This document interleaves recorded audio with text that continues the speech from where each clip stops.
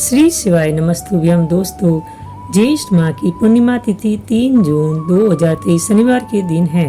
इस दिन वट सावित्री का व्रत रखा जाता है। सुहागिनों के लिए ये व्रत बहुत महत्वपूर्ण है और इससे अखंड सौभाग्य का वरदान मिलता है। इस व्रत में बरगद के पेड़ की पूजा की जाती है और भीगे चने, कुमकुम, चावल, फूल, फल, दक्षिणा आदि चढ़ाकर कच्चा सूत बड़ को लपेटकर परिक्रमा की जाती है। अब मैं आपको वट सावित्री व्रत की कथा सुनाऊंगी। मद्र देश के राजा अस्पति के यहाँ पुत्री सावित्री का जन्म हुआ।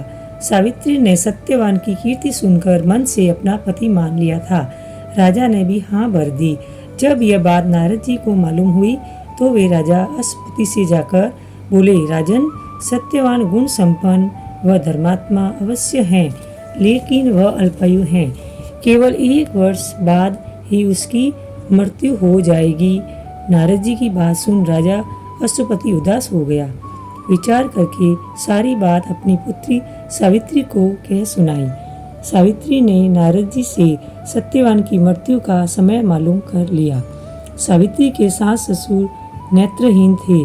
सावित्री ने ससुराल पहुंचते ही सास ससुर की सेवा करना शुरू कर दिया। उसने जब जाना कि पति की मृत्यु का समय नजदीक है, तब सावित्री ने 3 दिन पूर्व से ही उपवास शुरू कर दिया। मृत्यु के दिन नित्य की भांति सत्यवान लकड़ी काटने जाने लगा। तब सावित्री भी सास ससुर की आज्ञा से सत्यवान के साथ चली गई। सावित्री जंगल में जाकर लकड़ी काटने लगी और सत्यवान एक पेड़ की छांव में सो गया। वहां सांप ने सत्यवान को काट लिया।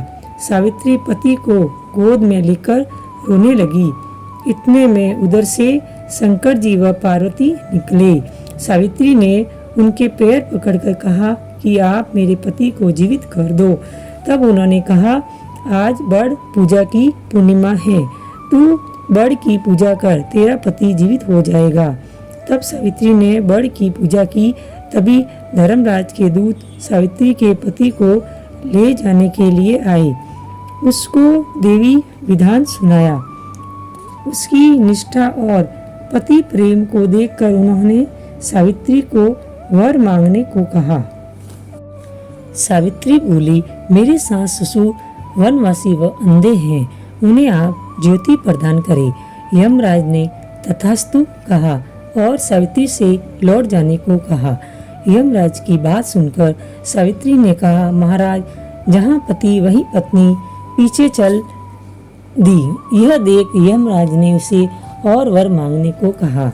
सावित्री बोली, मेरे ससुर का राज्य छीन गया है, वह उन्हें पुनः प्राप्त हो। यमराज ने यह भी देखकर सावित्री को लौट जाने को कहा, परंतु सावित्री ने पीछा नहीं छोड़ा। तब यमराज ने तीसरा वर मांगने को कहा तो सावित्री ने सत्पुत्रवती होने का वरदान मांग लिया। यमराज ने 100 पुत्र होने का वर भी दे दिया। सावित्री फिर भी पीछे पीछे चली तो यमराज बोले, अब क्या चाहती हो? सावित्री बोली, मुझे पुत्रवती होने का वचन देकर आप मेरे पति को ले जा रहे हैं।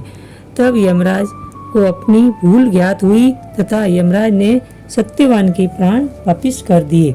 सावित्री उस बड़ के पेड़ के पास आई तथा जहाँ उसके पति का मर्त शरीर पड़ा था, उसमें जीवन का संचार हुआ तथा सत्यवान उठकर बैठ गया और घर आकर देखा तो माता पिता को दिव्य ज्योति वाला पाया। इसके बाद सत्यवान सावित्री चिरकाल तक राज्य सुख को प्राप्त किया। धन्यवाद दोस्तों, मेरी वीडियो देखने के लिए और ऐसे ही वीडियो के लिए मेरे चैनल को लाइक, शेयर और सब्सक्राइब जरूर करें और कमेंट्स में हर हर महादेव जरूर लिखें।